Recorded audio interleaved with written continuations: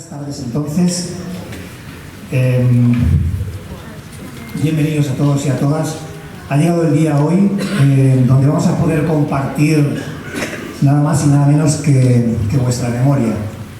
Recuerdos, sin duda, que siempre van a formar parte de vuestra vida y que a partir de ahora también de la nuestra. Recuerdos que van a consolidar nuestra historia. Con vuestros relatos vais a conseguir transportarnos a unas vivencias que nos esculpen como personas protagonistas de la vida, de una realidad personal y social en nuestra localidad de Milagro y que no nos dejarán indiferentes sin duda. Me gustaría saludar a don Alfredo Asiain Ansorena, profesor de la Universidad Pública de Navarra y director técnico del Navarchivo.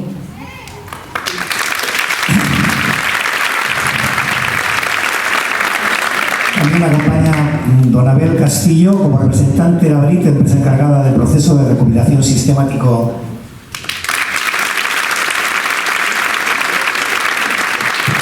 A las personas colaboradoras que nos acompañaron durante el proceso desde su inicio, el grupo Motor, ya nos conocéis, ¿verdad?, que nos ayudaron a contactar con las personas entrevistadas, a todas las personas que habéis consentido participar con vuestros relatos, con vuestros recuerdos y por compartirlos con los demás. Cuando hablamos de memoria inmaterial, nos referimos a la acumulación de conocimientos, experiencias y valores que no se pueden tocar ni ver físicamente, pero que tienen un impacto significativo en nuestra identidad y en la forma en que percibimos el mundo. Es la formación de la identidad personal y social. Igualmente es importante como la información y el conocimiento se convierten en parte de nuestra memoria y cómo las ideas y conceptos moldean nuestra comprensión del mundo. Conservamos los valores culturales, éticos, morales y creencias transmitidos a través de las generaciones. La memoria inmaterial une a las comunidades y preserva la identidad de las mismas. Este proyecto garantiza de la mano de la tecnología la duración de los testimonios en el paso del tiempo como testigo histórico vital, de su preservación ante posibles desafíos y su segura transmisión futura, evitando olvidos y pérdidas tan identitarias. Debemos hacer una reflexión sobre cómo preservar y enriquecer esta forma de memoria. Disfruten del evento, de todo lo rico de este trabajo, porque va a merecer la pena. Y muchas gracias a todas las personas que han hecho posible este proyecto, por su dedicación y por su pasión. Les invito a continuar trabajando juntos para preservar y celebrar la memoria inmaterial en su pasado, presente y futuro. Muchas gracias, Milagro. Quiero subrayar quién es el protagonista de este acto, que es una generación, la generación que está aquí abajo y que generosamente ha compartido un montón de valores, de experiencias, de memoria, de patrimonio, de conocimientos, de expresiones, de tradiciones, que es lo que conforma el patrimonio cultural inmaterial.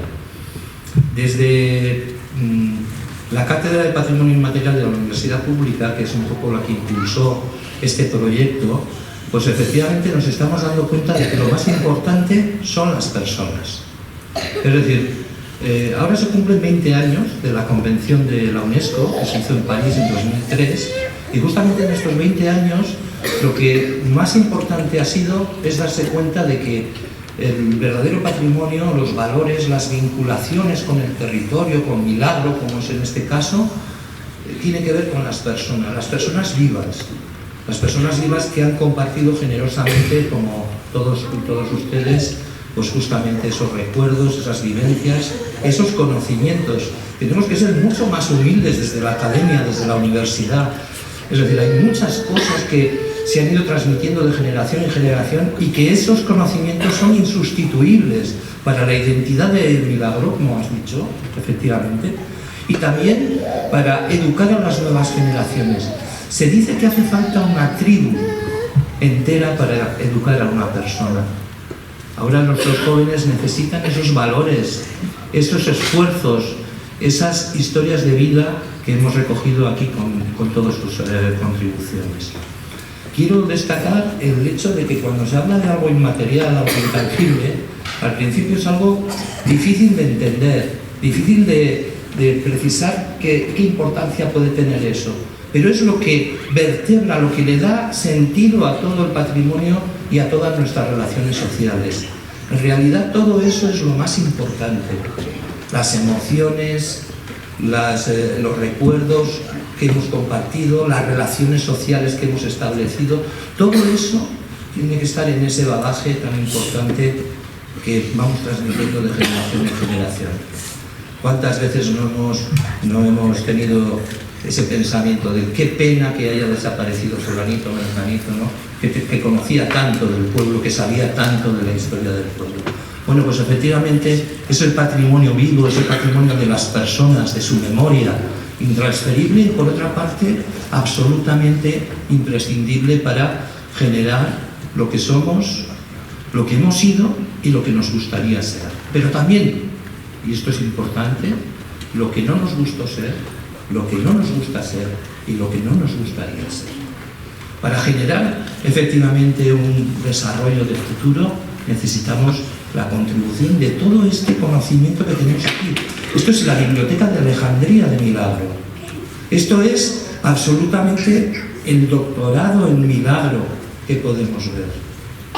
Y nosotros desde la academia, desde la universidad, desde los estudiosos tenemos que darnos cuenta de que toda esa sabiduría no se puede ir con estas personas. Hay que registrarla y hay que transmitirla, a veces pues a través de materiales que pueden llegar a las escuelas, a veces con materiales que pueden llegar de forma más informal, a través de audiovisuales, etcétera, a lo que pueden ser las nuevas generaciones. El patrimonio inmaterial, efectivamente, son esas expresiones, esas tradiciones, todas esas cosas que a veces no le damos valor, pero en el fondo son lo que dan el aroma y lo que dan la identidad a cada uno de los miembros. Decía un escritor que es bueno tener una perspectiva que es asomarse al mundo apoyado en nuestra baldosa. Es decir, tenemos que ser globales, pero por otra parte tenemos que ser locales. Y esa idea de la localidad es importante. Es importante que estén las nuevas generaciones, porque justamente en el patrimonio es donde queremos buscar todo eso. Muchas gracias. Muchas gracias porque sois los protagonistas. Sois una generación que generosamente nos estáis dejando un legado que ahora no nos damos cuenta, pero dentro de 2, 3 generaciones nos daremos cuenta de qué tesoro nos dejó esta generación. Qué valores, qué historias de vida, de superación, de resiliencia, muchas veces ante el hambre, ante la dificultad, ante la superación familiar y personal, ¿no?, que habéis tenido y que sois un ejemplo. Por eso este acto es un acto casi de homenaje generacional. Y por otra parte, quería dar las gracias, como no, a la empresa. La empresa David se fundó cuando empezamos a idear esta idea, ¿no?, de recoger nada más y nada menos que el 1% de la población navarra, ¿no?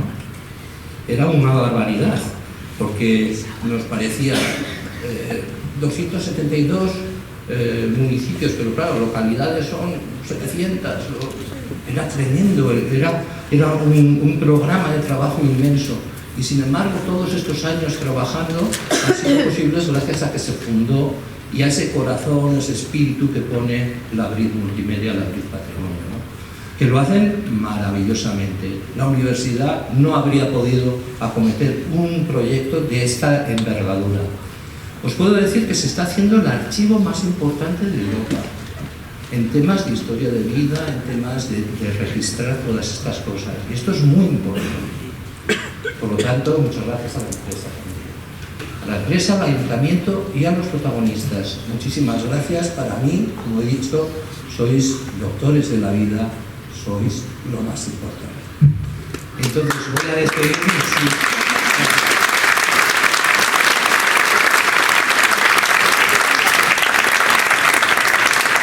Están esperando el vídeo de milagro, pero les voy a robar unos minutitos proyectando un vídeo que es el que hacemos para todo el proyecto, porque así como estamos haciendo hoy la presentación del milagro, quiero que entiendan que justamente lo mismo estamos haciendo en todas las localidades, y ese saber compartido es lo que es una maravilla.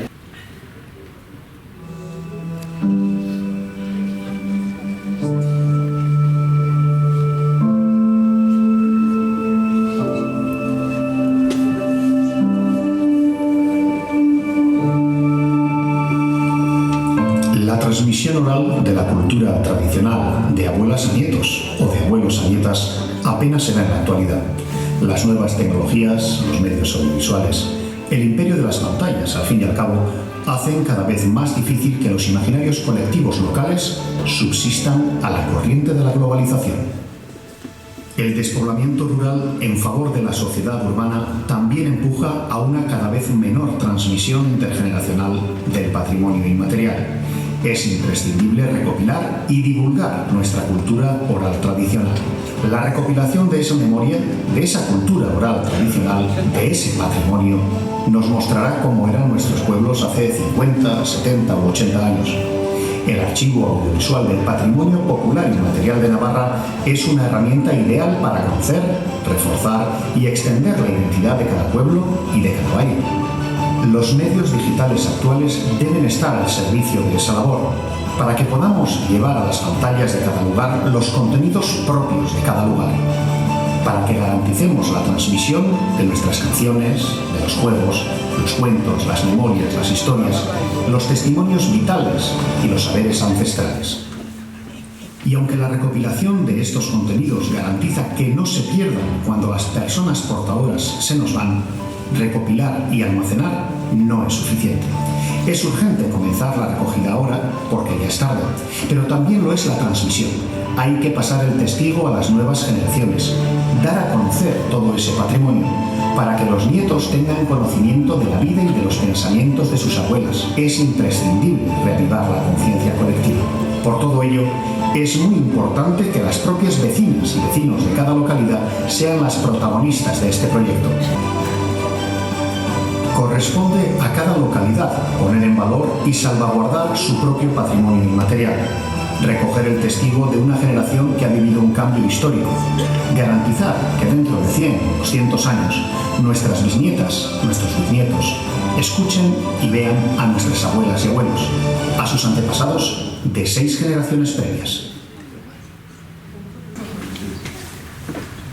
Bueno, y en nombre de la BIT, ya está dicho todo por parte de José Ignacio y Alfredo, pues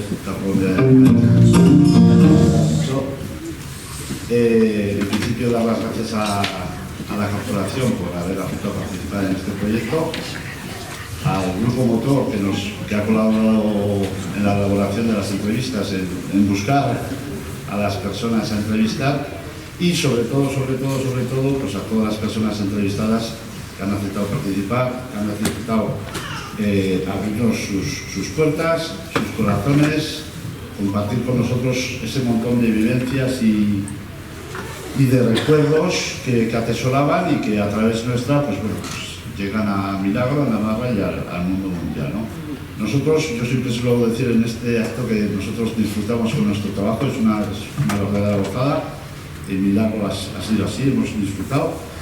Y espero que ahora pues, ustedes puedan disfrutar con este vídeo que siempre suelo decir también que es un vídeo que nace y muere en este acto, no tiene mayores pretensiones, no es ni un documental, ni un resumen de todas las entrevistas, nada. Hemos cogido una pequeña secuencia de cada entrevista, las hemos puesto una detrás de otra y ahí están.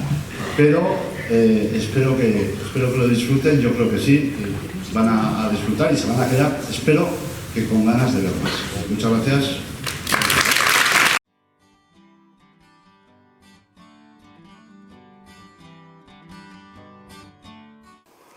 Ya que he venido a por él, un beso te di en la boca, ya que he venido a por él.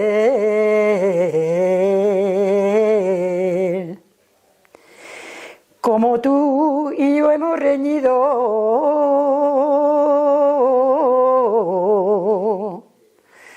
me lo tienes que devolver,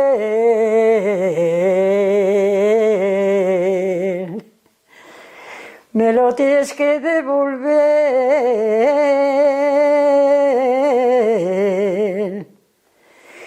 y un beso te di en la boca. Hombre, pues yo me acuerdo de de las dos abuelas, la abuela materna y la abuela paterna, que vivían muy cerca la una de la otra, y una una chabola estaba ubicada en una era, o sea, estaban las dos como en dos ericas, pero en una, vamos a decir que la madre de mi padre estaba en una erica, pero que por ahí no estaba dentro del camino principal, por decir así de alguna manera, y sin embargo, la otra abuela, que estaba en una era que le llamaban la era de la jabonera, que en esa era, pues ya sabéis, ahí hacían los tríos y demás, y pasaba un camino por encima de la chabola, con lo cual había desprendimientos muchas veces. Pero claro, al pasar la gente por él, pues quieras que no, con los animales, con las caballerías y todos esos rollos, y pues siempre había algún desprendimiento, con lo cual a veces también se pasaba a mí. Y claro, pues estas casas, ya sabes, eran unas viviendas pues que eran muy buenas de cara al invierno y al verano, para las dos cosas, pero claro, eran excavadas en la tierra. Y yo me acuerdo pues que estuve viviendo hasta los 3 años en lo que era la chabola de la abuela pura. La de mi abuela pura, la de la madre de mi madre, entonces en su chabola no había agua corriente, tenía que ser agua que entonces subía con cántaros. La luz no recuerdo. Sin embargo, en la casa en la chabola de la madre de mi padre, sí que yo ya conocí el agua corriente ahí. Y algo de luz también, pero normalmente pues eran con candiles, velas, eso sí que lo recuerdo. Y recuerdo pues a mis abuelas pues cocinando como se cocinaba antes, en el hogar allá con su chimenea y en el trípode y la perola colgando de la cadenica como se hacía antes.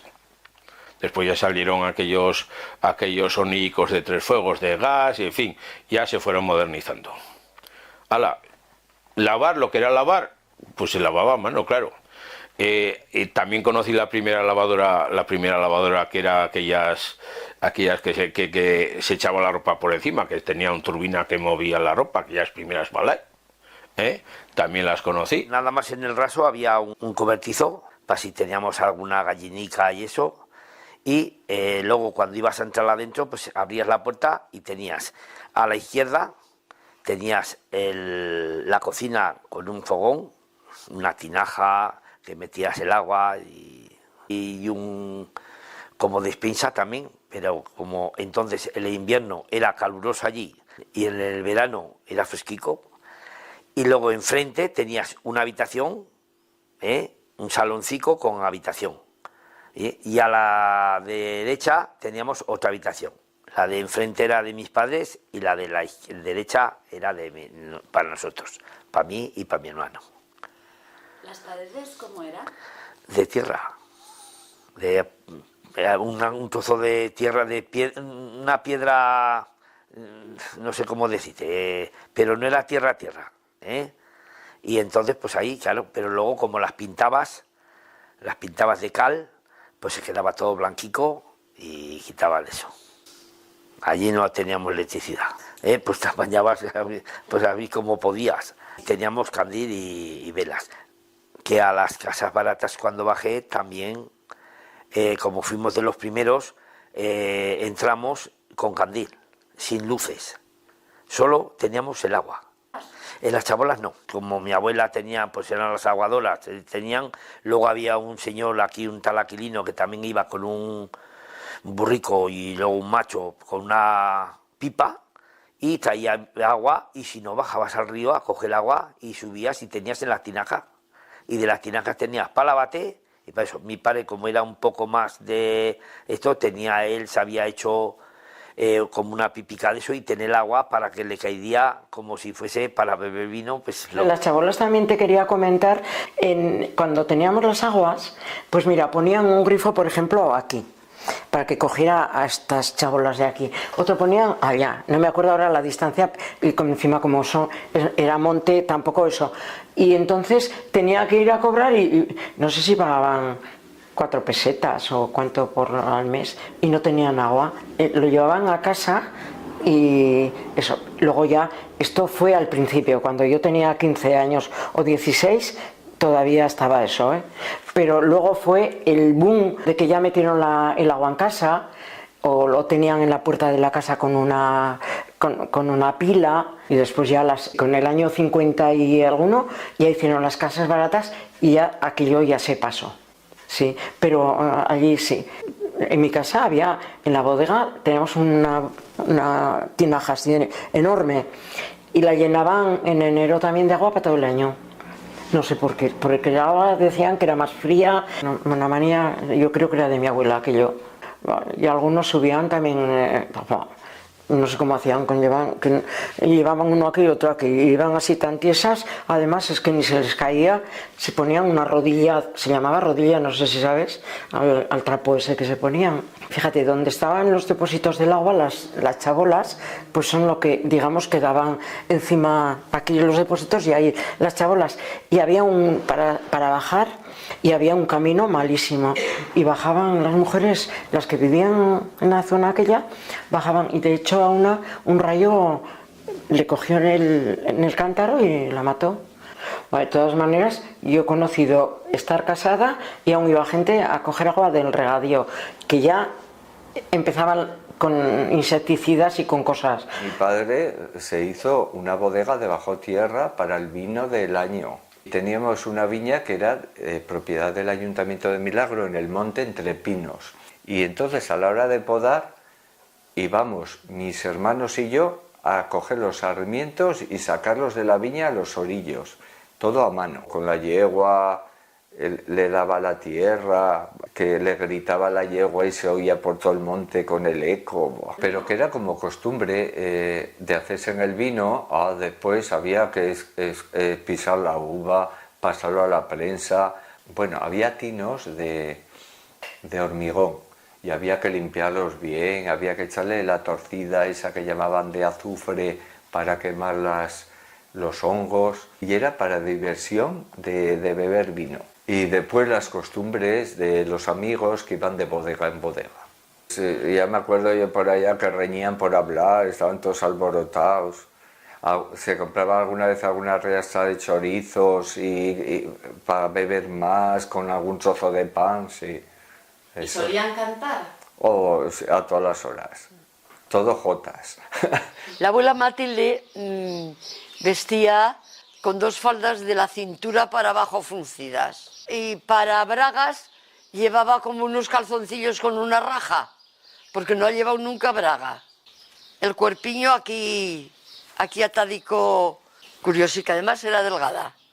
Y la cosa, aquí bolsillicos, moñico aquí. Y mi madre todo el pelo ondulado. Mi madre se hacía así con el pelo, mi madre iba muy guapa. ¿Se lavaban el pelo? No, muchas no. El calzado, pues, mira, la pobre abuela Matilde era de Cervera del Río Alhama, que era donde nacían las alpargatas. Ella siempre venía alpargateros por aquí vendiendo, el alpargatero. Y la abuela, alpargatas para la pili, alpargatas, le compraba alpargatas para todos nosotros. Y en el invierno, pues algún zapato de goma. Pues mi hermano Epi, llegaban fiestas y le hacía a mi madre pantalones blancos de sábanas. Y rompía una sábana porque mi hermano fuese con un pantalón blanco. Epi vestía siempre, es que fuimos 5 mujeres para él. Lo llevábamos siempre bien. Pues un día normal solía ser un potaje, o garbanzos, o lentejas, o alubias. Como se mataban cerdos, pues tirábamos pues eso, del lomo, de las costillas, a la carnicería muy poco se iba. Y a la pescadería menos aún. Amasaban en casa, sí, porque se hacían, entonces se decía cosecheros de trigo. Entonces se llevaba el trigo a la harinera y te lo devolvían en harina. Tenías harina para todo el año. Y hacían el pan en casa, que aquello era pan, no lo que comemos ahora. Porque amasaban 2 veces a la semana, pero no se ponía duro el pan, era buenísimo. Y luego con el salvado, eso se lo daban a los cerdos, revuelto con patatas, con remolacha, con la masa madre. Sí, la guardaban, dejaban un trozo así, o sea, una bolica, y la guardaban en una artesa de madera que la hacían, y luego con esa hacían el pan de la masada siguiente. Lo llevaban a la panadería a cocer y comíamos. Y pastas hacíamos de fiestas a fiestas, pero canastas, ¿eh? Luego me ha dicho que para desayunar... La leche de la vaca de casa con unas galletas o con pan mismo, unas sopas de pan. Las casas generalmente eran de adobe, también había alguna casa puntualmente que eran como de ladrillo, o casas más, aparte de las casas que hay un poco blasonadas, ¿no? Pero en general de adobe. Sobre todo tengo el recuerdo de las casas a la hora de, cuando llegaba antes de fiestas, blanquearlas. Y luego en las ventanas se solían pintar como de azul, que era un azulete que se echaba a la cal también, porque eso iba bien para los mosquitos, para las moscas. Las calles eran de barro. Yo, como luego en el año 59, voy a cumplir 7 años, aún no los tenía, y mi padre me baja de aquí, en brazos, hasta la plaza, porque todo esto, además llovía mucho el día de la Ascensión, en ese año llovió, en brazos, porque si no, pues hubiera ido vestido de comunión y me hubiera ido embarrando, ¿no? Se encementan las calles, pero en el año, pues lo que es la plaza donde la iglesia, donde yo nací, en la Plaza de la Apertura, son de las primeras calles que se encementan. Sí, en el año 60. La basura se echaba generalmente al Fiemo. Y luego mis recuerdos son también de un hombre del Bolo que veía con un carro y pasaba recogiendo las bolsas, que empezamos a depositar bolsas y las echaba al carro y luego las tiraba en el vertedero. Pero tampoco había demasiados desperdicios. Es que yo siempre he conocido el alumbrado, 4 focos, ¿no? Con ese plato arriba que parece un poco... Sí, pero claro, yo por la parte vieja y eso siempre he visto ya la luz y luego puntualmente pues hacia calles del pueblo, un poco más tirando pues por la calle del ayuntamiento para abajo, para hacia el río, pues siempre sus farolas allá. Obras o edificaciones, o lo que más recuerdo, o tengo un recuerdo muy que luego además has vivido cuando lo han tirado, es el Puente de Hierro.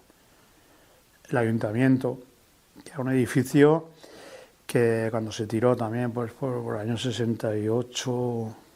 Yo creo que la Junta Ventena era la que por obligación le tendría que presentar las cuentas. Al ayuntamiento era la contribución, sí, y había un depositario que iría la gente al ayuntamiento a pagar, ¿eh? Pues sí que se pagaba, sí que me suena a mí por cerdos o animales, en casa se pagaba, sí. La licencia de las bicicletas sí sé que se pagaba, y de los tractores, porque sacábamos la patente que se llamaba, un papelico, eso me ha tocado conocerlo, se pagaba la bula al cura, se pagaba la bula en Navidades, se pagaba al médico, la iguala o alguna cosa así, y además los médicos entonces estamos unos con unos y otros con otros. Arbitrios se pagaba una cuota, tengo oído, para pasar de Milagro a Rincón. Ahí sí que había la caseta de arbitrios y se pagaba, ahí pagaba, no sé cuánto ni cómo. Había los serenos, iban por la calle y allí donde nuestro barrio pues había unas escaleras y un corro, y entonces allí hacia las 10 y sereno, o las 12, y entonces decía que va a venir el sereno, y corriendo nos escondíamos todos para que se pasaría el sereno y volver a salir. Y luego había un pregonero que, si había mercadillo en la plaza, pues iba por el pueblo y decía sardinas en la plaza, no sé qué, mercadillo, o el ayuntamiento ha dicho esto o lo otro. Tocaba una corneta y entonces lo escuchabas. Y había una báscula municipal que estaba ahí donde la carretera, que cuando ibas a pesar había un alguacil, y entonces tú tenías que pagar por el ticket que te daba, porque ibas a vender pimientos, patatas o lo que fueras a vender. Como te daba ese ticket, para que tú lo presentarías al sitio que ibas a venderlo, de que habías pesado 1000 kilos o 50 o los que fueran, si había guardas de campo. Y nosotras nos íbamos al campo, y estas vecinas que teníamos, y a lo mejor cogíamos los almendrucos verdes, las ciruelas verdísimas, y a lo mejor cogíamos 4 o 5, porque nos quitábamos la chaqueta y en las mancas echábamos. Y nos sentábamos, y me acuerdo una de ellas, dice, va, que mi tío os guarda, que no pasa nada. Y nos sentamos en un huerto allí las 5 o 6 que íbamos alrededor a comérnosla. Y cuando estábamos tan tranquilos comiéndonos aquellas frutas tan verdes, viene su tío y dice, a ver, ¿qué hacéis aquí? A ver lo que habéis cogido. Un susto teníamos todas. Porque aquí, del ayuntamiento, te daban una parcela robada y media, que era de soto, y cuando te casabas te daba eso. No a mi padre, y en el monte otra.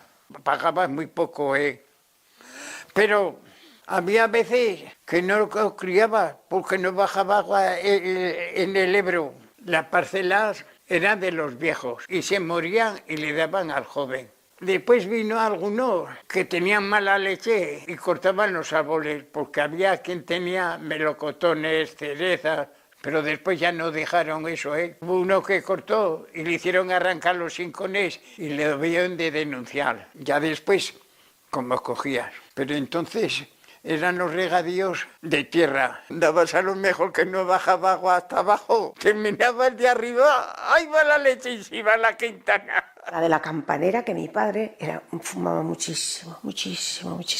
Y me mandaba, cuando el estanco estaba cerrado, me mandaba por tabaco. O cuando se le terminaban los librillos, porque era picado, de picadura, y se los hacía él, me decía, anda a la campanera, que era la de la taberna, y a algún hombre le dices que te dé un papel de fumar para tu padre.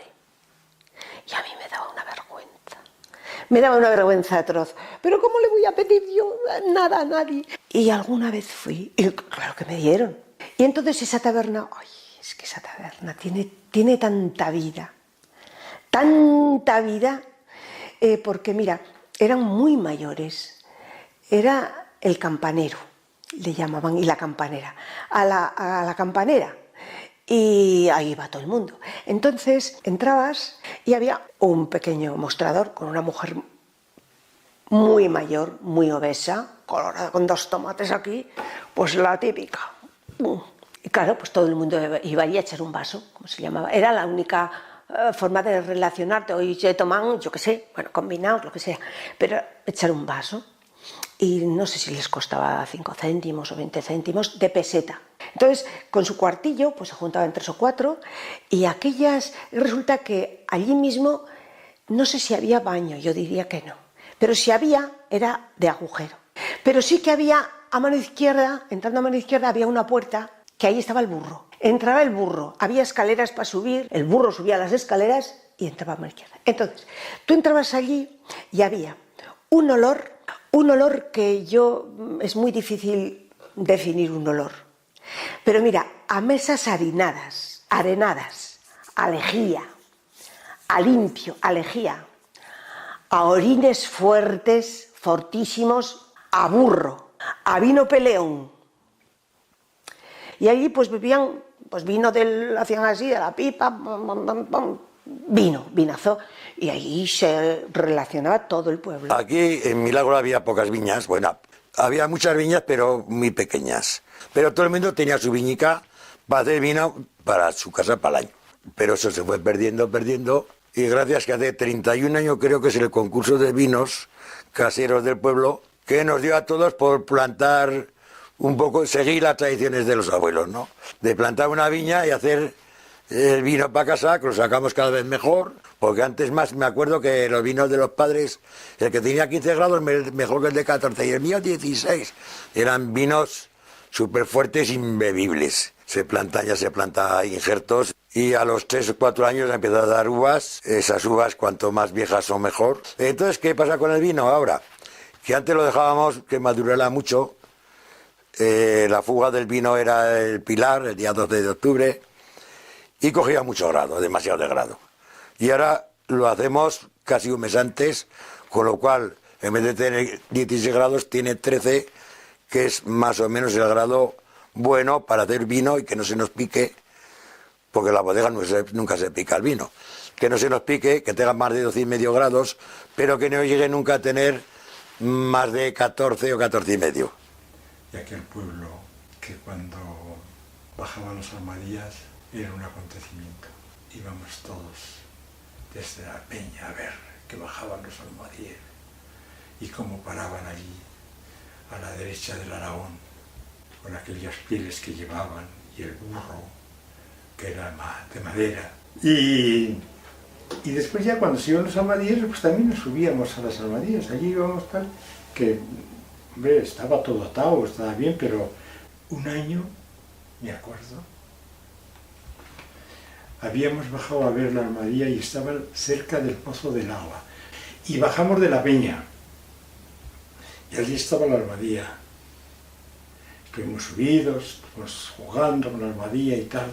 Estábamos en una cuadrilla, pero que eran los mayores, y yo pues alrededor de mi hermanico. Uno de ellos, de los amigos de mi hermano, pues se subió por la peña, pues que era pues un montecillo, pero alto, y empezó, pues ahí va la llave de San Pedro, y tiró una llave. Encontró allí una llave, y sería grande, porque tal. Y después tiró una piedra. ¡Ay, ay, ay, ay! ¡Que baja, que baja, que baja! La piedra bajaba y bajó. Y cuando llegó a donde estábamos todos, los que estábamos abajo, pues a uno le pegó la piedra y le pegó y se le llevó todo el gordo de la pierna. Imagínate lo que es subir al muchacho aquel entre todos arriba. Y después le arreglaron muy bien todo y estupendamente, pero fíjate qué salchucho.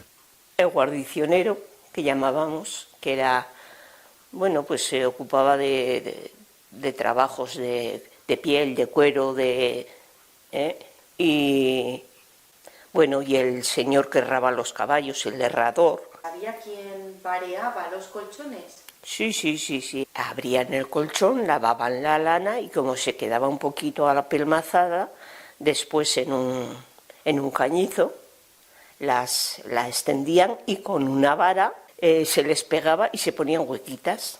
Vuelta dentro de la funda y a la cama. El colchón quedaba más mullido, claro. El trabajo que había de mujer era modistas y lo que sí había muchas sirvientas, no muchas, pero se servía en las casas un poco pudientes, todos tenían la sirvienta, claro. Sí había soguero y claro, los cañizos, los cestos, esto lo hacía el miembrero. Yo recuerdo al tío Berino, se ponía alrededor del cuerpo un montón de cáñamo trabajado ya, una hija después de la escuela dándole vueltas a la rueda y él para atrás, hilando, que se llama bailar, pues iba soltando el cabello y hacía la pero que la hacía perfecta, ¿eh? Era lo que se llamaba el raso, que era muy largo y se hacían sogas terribles de largas, otras más cortas según como para qué eran, ¿no? Alrededor del cuerpo llevaba el cáñamo y él iba en esta postura y bailando, claro, la rueda y él iba bailando y para atrás. Y le costaba poco, ¿eh? Y cada vez una soga. De todo, había por ejemplo de tirantes que eran gruesas, había de pa' cabestros, había de varales que se llamaban, que eran de los carros, para las porteras, estaba la soga cuando se acarreaba, pues era una soga larga y gruesa, fuerte, que se echaba desde adelante hasta atrás del carro para que no se caería la carga. Si querías para hacer unos tirantes de ganados, había que pedirlas, pero si no tenían siempre de varales, de cabestro, de todo eso siempre tenía, mi tío siempre tenía. Había pescadores también, gente que pescaba. Sí, iban vendiendo madrillas. Y mi marido a lo primero iba a la presa a trabajar al río, a un río grande que bajaba la papa para tierra. Bajábamos a bajarles la comida a la presa. Y cuando eso pues nos pescaban. Nos pescaban en un balde madrillas y balbos, eso otra cosa no había. Y nos decía, vais a venderlo, lo que saquéis para vosotras. Íbamos por la calle pegando en las puertas, nosotras no gritábamos como esa es la madrillera. Y a lo mejor pues unas nos compraban, otras no nos compraban, y le decíamos, lambineras, ¿qué coméis pues? Que no queréis madrillas. Había quisquillas, que eran unas quisquillicas que ahora no existen ya. Había cangrejos, que los cogían, yo también llegaba a coger cangrejos, ranas, todo eso se lo comían en la taberna. Remolacha, maíz, después tomate, patatas, todo eso ya para casa, pero más que nada era trigo, remolacha, maíz, Y alfalfa también, como cambiaban cada año, ponían en la tierra una cosa distinta para que la tierra se renovara. Unas veces ponían remolacha, otras veces ponían maíz, otras ponían trigo o cebada o cualquier cosa, vamos. O sea que sí, se cambiaba por eso, más que nada por renovar la tierra. También había tabaco y también había que quitar luego las hojas, ¿eh? Se colgaban hasta que se secaran las matas y luego ibas quitando de la mata las hojas y las ibas poniendo. A mí también me ha tocado hacerlo, sí. Había cerezas y había que bajar y la verdad es que nos ha tocado incluso ir a coger las cerezas con abrigo. Ahora hay muchas variedades de cereza. Antes era la de la pinta, otra se le llamaba redonda y otra de confitar. Y otra había que se llamaba guinda. Y mi padre tenía cerezos, tenía manzanos, tenía peros, albaricoques, tenía de todo. De las cosas que teníamos precisamente nosotros era que criábamos tabaco, teníamos almacenes ya para colgar el tabaco, solíamos coger todos los años unos 3.000 kilos de tabaco seco.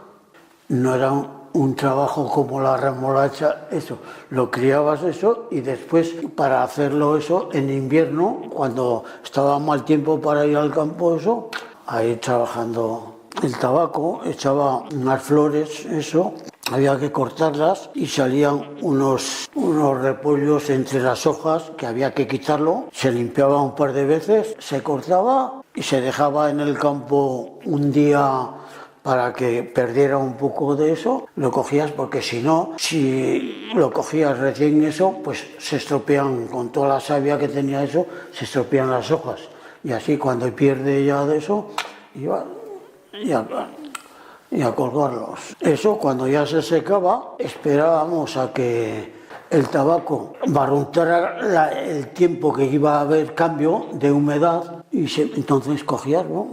Aprovechabas a descolgar el tabaco y allí dejabas un montón para ir trabajando. Y luego, una vez que tenías eso, cuando te decían pues ya puedes preparar los paquetes, se preparaban en unos cajones, se cogían en el camión y a Pamplona. ¿Usted cómo le ha tocado ganar el jornal? De todo, cogiendo sobre todo cerezas, cogiendo pera, manzana. ¿Y a espigar también iba? Hoy a espigar así era. Y espigábamos y cuando llenábamos el saco, pero no robado, de lo que se dejaban, lo echábamos a la vaciada que llamábamos. Vaciada es un saquete más pequeño y de allí nos poníamos atadas aquí y allá íbamos echando los túneles y cuando se llenaba entonces nos íbamos y vaciábamos al saco, pero hay veces que nos salíamos un saco lleno y con una bata que se llama bata, un palo largo y otra así, pues con esa lo machacábamos así, con las dos manos, una y luego la otra. Trigo, cebada, nos dejaban un molinillo pequeño que molían el café o no sé qué y nos lo dejaban. Y en aquello íbamos moliendo a pocos porque si no se atascaba. Esos eran de unos ricos y le decíamos, nos deja ir a espigar. Y dice, andar y lo que se hayan dejado lo cogéis. Yo como me he dedicado toda la vida a la mejora genética de las plantas y al vivero, en una empresa que se llama Planasa, pues casi todas las variedades que básicamente veían de Canadá, de la estación de Summerland, una estación de mejora genética, y entonces se introdujeron aquí, toda la gente venía a plantar, oye, dame cerezos, ya, pues mira, pon esto, y yo no tenía ni idea, pon esta y esta para que te venga, o no les ponía más temprana, ¿tú qué quieres, más temprano o más tardío? Tal, entonces, y prácticamente se metieron todas las variedades comerciales que había en la época, pero claro, cambió radicalmente el cultivo. Entonces, inicialmente, aquí en el pueblo, pues los cerezos que se tenían, Había en un huerto, pero muy pocos, normalmente era en los orillos. Había dos variedades, la pinta y la redonda, y estaban injertados en un patrón que se llama prunus sabio, o lo que la gente conocía como un guindo amargo. El periodo de recogida era mucho más corto. La verdad que la redonda era muy sabrosa, pero más blanda, la pinta en una gran variedad. Era una gran cereza, ¿eh? El problema era que estaba muy virusada. Y había algunos cerezos que se morían muy pronto, otros la echaban gorda, otros la echaban pequeñas. Y claro, todas estas variedades clonales, que ya las trajimos mucho más seleccionadas, la verdad que tuvieron mucho éxito. Y hubo momentos en el pueblo en que había una cosecha importante de cerezas. Que ten en cuenta que en los libros del siglo XV ya hay referencias a la cereza de Milagro. Hablamos del siglo XV. Donde estaba yo hacía visita el médico en su despacho. Tenía en aquellos tiempos rayos X y la gente iba allá a visitar. Llamaban, oh, pues que estoy en fría o que tengo tal. Yo lo cogía, me daban el nombre y dónde vivía y tenía todos los días salía de visita. Todo. Que había veces que subía por las chabolas, venía el pobre con los zapatos de barro. El médico era muy servicial. Me acuerdo que unas cuantas veces hubo unas personas que les dio algo, lo subían en un taxi. Don Emilio, que se llamaba Emilio Vallejo, y los acompañaba a Pamplona. Y luego en lo que era despacho había una mesica de cristal y allá tenía todas las tijericas, las pinzas, porque claro, había veces y había accidentes, claro, y venían a curarse y tenían de todo. Ah, sí. Que te ponían un vaso aquí, sí, con unas de cobre o broz, los ponían y se levantaban y se quedaba, eso sí, y muchas cosas, pues te daban que si té, que si esto, que si el otro, te ponían cosas calientes, por ejemplo en la garganta te ponían un pañuelo con sal caliente y te lo ponían para... Mi madre no, pero mi abuela sí que preparaba un ungüento que era... Bueno, era con miel, con cristal, que era bien machacado, no sé lo que le echaba, para, por ejemplo, si tenías un grano o cosas así, porque una señora tenía del pecho, se le había hecho de mamar el crío, esto, y, oye, le puso eso y anda que no. Pero aquí había muchas que hacían, por ejemplo, para el quemado y todo eso, sí. La madre del Berical era comadrona. Los niños se tenían aquí en casa, madre mía. A mí me trajeron una gallina. No sé quién me trajo una gallina y toma para que te hagan caldo. ¿A ti también te tocó tener a los hijos en casa? A José Ignacio aquí. Y el pequeño nació... Fíjate cómo cambiaban las cosas. El pequeño nació en San Sebastián y nació en una clínica. Como de la noche al día, pues allí ocurría cualquier cosa, aquí pues si ocurría cualquier cosa había que subir a Pamplona, pero allí en el hospital pues... Y cuando tuviste aquí al primero, ¿quién estaba ayudándote? El practicante, el padre y el hijo. El practicante era muy buen practicante. Y a la consulta íbamos a su casa. Yo he ido a casa de don Nicolás, el practicante, y me visitaba, y luego cuando iba a dar luz lo llamamos y vino también el hijo. Una semana sin movernos de la cama. Y ahora fíjate, y cuando nació el chiquito por la noche. Y estando embarazada, ¿te hacían pruebas o entonces no se hacía nada? Sí, yo ya iba a casa del practicante. En Pamplona no, pero a casa del practicante iba y me miraba. La escuela, pues mira, me recuerda que me daban aquella leche tan mala, el queso tan malo, pero vamos, te lo tenías que comer. Y si no, igual paletazo que te cascaban. Que se estudiaba de todo. Incluso hacíamos bordados con unos aros y a mí me pusieron una tela y que tenía que hacer una rosa. Hice la rosa, hice el bordado y me llevé el primer premio. No me han castigado jamás. Y mira que me saqué el graduado escolar ahí, ¿eh? En el colegio nos lo pasábamos bien. Y después del colegio salía yo a cuidar a un crío por las tardes, de niñera. Y entonces me daban la merienda.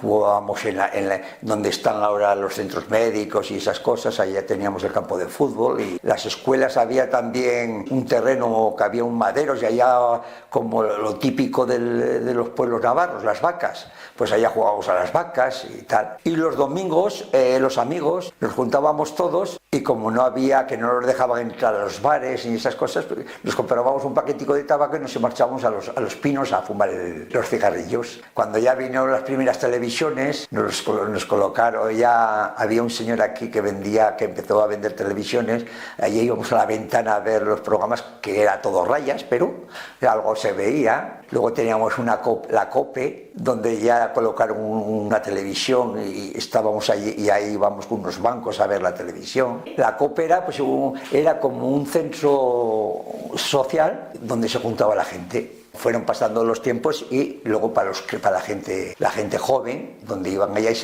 y teníamos para entretenernos un futbolín, un tal, y la televisión para ver. El Club Atlético Aurrera, el primer año, en 1923, se llamó Aurora. Para la temporada siguiente ya se cambió el nombre a Aurrera, y te voy a decir el por qué. Había un funcionario de la Diputación Foral de Navarra que bajaba aquí a cortejar a una prima de mi padre, futbolero él, jugaba en Pamplona y tal y cual, y pusieron el nombre. ¿Cómo se va a llamar el equipo? Siempre había nombres de vírgenes o de santos. En este pueblo no nos ha faltado. Y dijo, ¿por qué no se llama Aurrera? Ah, pues bien, Aurrera. ¿Y qué quiere decir Aurrera?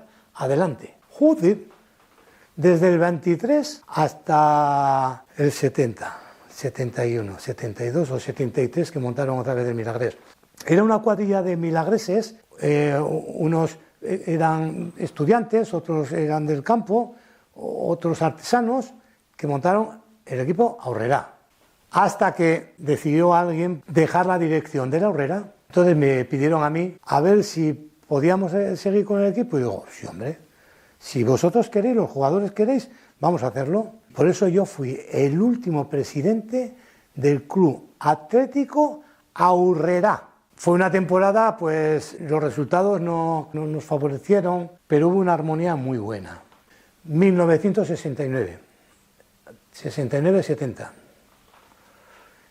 Y ya no continué con eso, porque en el 70 me fui a trabajar a Pamplona. Si no, hoy el equipo de Milagro se hubiese seguido llamando Aurrera. Lola, ¿cómo conoció usted a su marido? Aquí, en el pueblo. Íbamos a un salón que había baile, y íbamos. Nosotros estábamos sentadas y venían y nos sacaban. No te arrimes mucho, ¿eh? De la boda, pocas cosas, ¿eh? Los padres de uno y los padres del otro, y ya está. No sé si éramos 6 o 7. ¿Qué había los domingos en Milagro? Si era verano, pues la musiquica, pero no salíamos los días de labore, ¿eh? No. Y siempre ahí. O sea, no te dejaban, te tenían bien, al tanto. ¿Los domingos había baile? Sí, que yo recuerde, había donde el Estañán, teníamos donde está ahora el día. O sea, maja. Y ahí bailabais agarrado. Hombre, claro. Si no, ¿cómo te va a gustar alguno? ¿Verdad, Jesús? Claro. Aquello de bailar pegados es bailar. Es que si no, no tiene gracia. ¿Qué música se bailaba? Pues con el dúo dinámico. ¿Con quién mejor? Me encantaba. Y te hacías un poquito de rogar también, ¿eh? Cuidado, ¿eh? Aunque estarías deseando. Y con la mano bien ahí. Oye, había que guardar la viña. Cuéntame qué es esto del cútico de la Virgen. Bueno, pues esto es un cerdo que se echaba, decíamos el cutico de la Virgen, con el fin de sacar dinero para la ermita, para los gastos que llevaba. Y entonces se echaba por todo el pueblo. Entonces no era como ahora, que sé si habría 2 o 3 coches en el pueblo. Iba por todo el pueblo, pero es que es digno de ver ese animal. Y en la casa que le daban en comida, más o menos a la misma hora lo tenías allá en la puerta. Y en la que le daban bebida, allá lo tenías también. Y así hasta que se hacía grande. Y alrededor de los tiempos de la Virgen, por noviembre o así, se rifaba. y al que le tocaba tenía la obligación de echar uno nuevo al año siguiente. Y así se hacía esa tradición, el cutico de la Virgen. Si estábamos siempre con historia los domingos, el domingo a misa mayor, después al patio que estaba cerca de la iglesia, a rezar el ángelus. A la tarde al rosario, con la merienda. Y a lo mejor íbamos de paseo, si estaba buen tiempo te llevaban por allá por los pinos, o te llevaban por aquí abajo. O sea, una vez echaban una película, Violeta y no sé qué, que era para jovencicas, y no nos dejaban. Y agarramos y nos escapamos, y tuvimos un castigo al otro día. Nos llevaron a la peña allí, detrás de unas cubas de vino, allí mirando al río, allá, por desobediente, con un cuaderno y un lápiz, por desobediente y no sé qué, 100 veces, y hacías unas cuantas, y llevabas a que las viera la monja, y luego otra vez allí a escribir, y luego el día de San José un año, a ver el sermón, decirme cada una, a ver, ¿qué han dicho en el sermón? Oh, decíamos alguna cosa, esto no es, pues castigadas, otra vez allí en la peña. El Corpus Christi antes era bueno, casi era lo mismo que la comunión, como el día de la comunión. Pues el día del Corpus Christi casi era más que el día de la comunión. Era una procesión, ¡buah!, porque se ponían altares con flores. Semana Santa se vive, la gente de Milagro, pues, hace años pues, se pegaba a la gente por sacar los santos de la iglesia. Yo me acuerdo, es que sí me acuerdo, que cuando antes, de jovencillo, salía la procesión a la calle, los bares estaban cerrados y con la luz apagada. Sí, el día de las cruces se bendicen los olivos. En fiestas se bendicen los roscos de San Blas. El día de San Isidro se bendice el campo. Y los de las ramas de olivo, pues los bendice el cura, luego va la gente, coge la rama de olivo y se va pues, a seguir el Vía Crucis. ¿Y hogueras se hacían? El día de San Antón. El día de San Antón yo recuerdo desde críos. Además es curioso porque nos juntábamos varios barrios y formábamos una. Y lo típico, pues asar las pataticas, pues, salían los padres, se sentaban con las sillas allá, tú estabas jugando. Vamos, se pasaba de maravilla, sí, las hogueras de San Antón. Hubo una época que el día del alzamiento y el 18 de julio fue durante unos cuantos años una fiesta muy importante en el pueblo, sobre todo pues porque era un festejo de los vencedores, a fin y al cabo. No duró muchos, pero después ya te he contado antes de que aquí como pueblo agrícola pues era San Isidro. San Pedro durante unos años sirvió para que los mozos iríamos con alguna moza, que ya habría cierta confraternidad entre nosotros, íbamos al soto a pasar el día en el campo. Quintos. ¿Qué se hacía? Bueno, la fiesta del 1 de mayo. Ahí salíamos siempre los quintos a poner el mayo. A poner el mayo era ir al soto, cortar un árbol, traerlo al hombro y colgarlo y meterlo en un pozo que se hacía en la iglesia y allá se ponía el mayo. Pero eso significaba pues que todos los que teníamos los 20 años, que entonces se hacía a los 20 años, después a los 18 y después no sé cuándo se hará, que se hacía fiesta. Pues eso, comíamos todos juntos, a las quintas íbamos y les pedíamos un conejo o un pollo. Las fiestas de Milagro. Nosotros nos hemos juntado siempre en una cuadrilla donde ha habido un montón de guitarras, que antes no había más que 3 días. Llegaron a hacer 4, pues estaba la charanga, el baile de la plaza, pero luego llegó aquí un tiempo donde Milagro llamaba la atención las sociedades que había, porque estaban 2 casinos, que se le llama siempre casino, eran 2 sociedades, y la de la juventud, 3, y otro baile en la calle, o sea que 3 orquestas, 4 a la vez, había a veces. Por eso venían aquí de todos los pueblos de alrededor. Pues las fiestas, pues como te he dicho, las de San Blas de invierno, pues la hoguera, la bendición de roscos, los conciertos, y de chaval yo recuerdo íbamos por las casas, pues hoy vamos a tu casa, mañana a la tuya, después ya, pues eso, ya cuando hicimos el pipero, ya más en el pipero que por las casas, y en fiestas de verano pues lo mismo, cuando tienes pipero más en el pipero, pero antes hasta los 16 años no nos dejaban entrar al casino ni a la discoteca, lo primero entramos a la discoteca, claro, con 16 años y a dar una vueltilla por allá y a las casas, hasta que nos hicimos el pipero. eso eran las fiestas, y a correr los encierros. Las vaquillas, pues es una tradición muy grande. Las mujeres venían a tomar algo y lo veían, lo conocían, está bonito, no está bonito, y ya está, y se iban. Había una banda y además había un señor de apodo le decían el Nabo, que era director, y había muy buenos músicos. Si canto me llaman loco, y si no canto, cobarde. Si bebo vino, borracho. Si no bebo, miserable. Si no bebo, miserable. Si canto me llaman loco.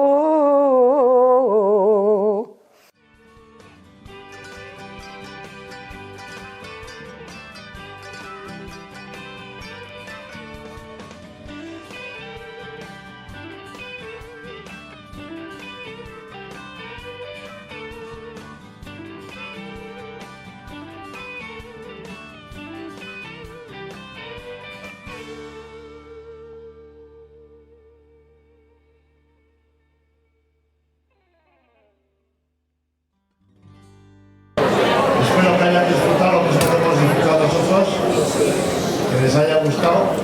Todo esto está recogido, analizado, indexado, y es el tesoro que va a recibir el ayuntamiento en este disco duro. Le hacemos entrega a Ignacio.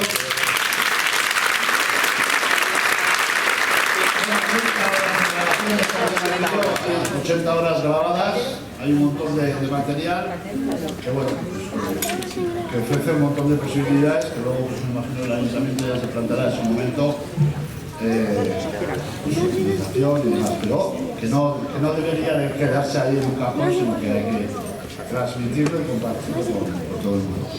Cada persona entrevistada también va a recibir un DVD con su entrevista, pues, con su entrevista completa, la entrevista tal y como se grabó.